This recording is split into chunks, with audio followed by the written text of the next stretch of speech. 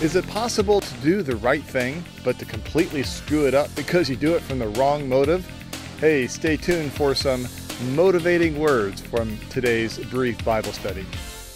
Hi, this is Pastor Mark Pierce with Church Requel on this Wednesday, May the 20th. It's great to have you here today for this study number 135. The title of today's topic is Right Action, Wrong Motive. Today I am in a park area across the street from the home that Mary Kay and I lived in when we first moved to Mansfield, Ohio, back in 1979-1980. We lived in this little home for several years. We brought our oldest daughter and our oldest son home to live with us there, and it's where the Pierce family got started. And occasionally I would walk down the hill and come down here for my morning walks. So this is kind of a fun place to do our study from this morning. If you will, take your Bible and turn to Matthew chapter 6, verse 1. Just going to look at one verse today, and that is this: beware of practicing your righteousness before other people in order to be seen by them, for then you will have no reward from your Father who is in heaven. Hold on, I'm just going to put my Bible down. From a lot of experiences, you know, it's just a lot easier to have two hands filled instead of two hands filled with three things. Well, today we want to take a look at this first verse, this concept of practicing your righteousness. And as we're going to see, this first verse applies to three different scenarios. The practice of righteousness of, first of all, giving to the needy. We see this in verses 2 through 4. And then praying to God, which is from verses 5 through 15. And then fasting, which is verse 16 through 18.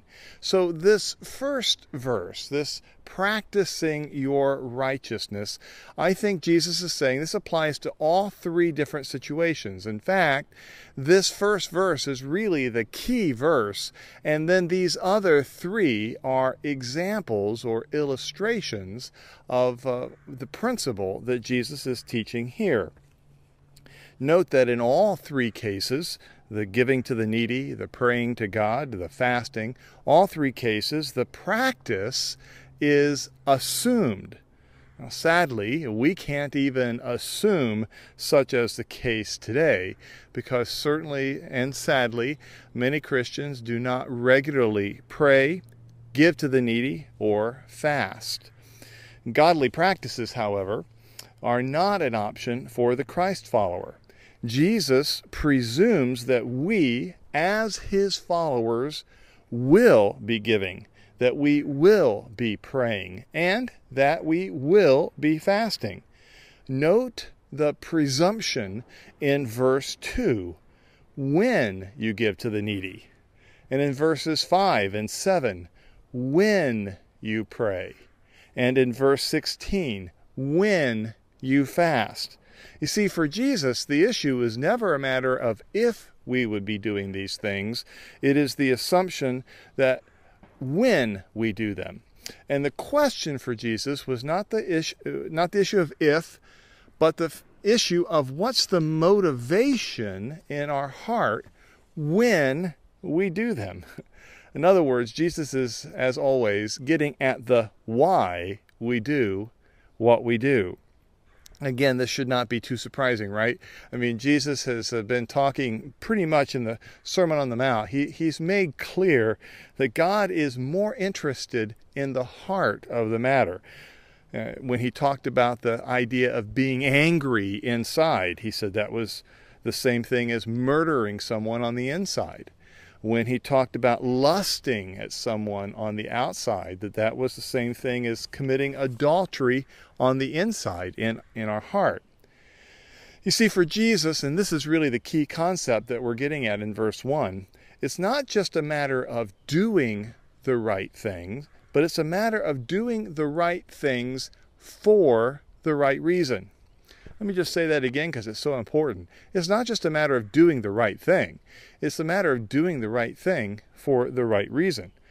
Even proclaiming the gospel, which is certainly something that is a good thing to do, is subject to this rule. Paul writes to the Thessalonians, "We speak not to please men, but to please God, who tests our hearts." We see that in 1 Thessalonians 2:4. See, Paul understood this, that God does test our heart. He doesn't just look at what we do, he looks at why we do them. Men, of course, look on the outside, for that's all that a man can see, is what is someone else doing. But God looks on the inside. And here, Jesus actually gives us a warning. He says, beware. Another way of saying this is take heed, be careful, watch out.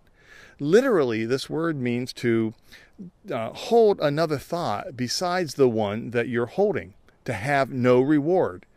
Speaking of wages, what is deserved? It's almost a matter of being careful about what you do, lest you cheat yourself and not receive what God might otherwise have in store for you. It's what we might call the double right thing. In other words, we should be doing the right thing, which is presumed, but we should be doing it to make sure that we do it in the right way with the right reason. We do things because we are the sons of God, that we want to be like God, that we want to please God, that we wish to worship God, that we wish to bring God glory, and not just so that other people might see us doing good things, which of course ultimately brings us praise and not God praise, that brings glory to us and not to God.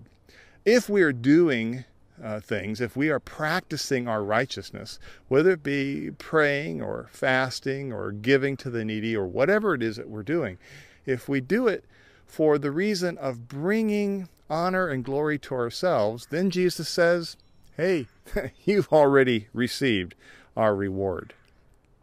So how can we go about doing this double right thing, the right thing for the right reason? Well, tune in tomorrow when we're going to talk more about giving without hypocrisy. This has been Mark Pierce with Church Requel. Thanks for joining me, and I look forward to talking to you again tomorrow.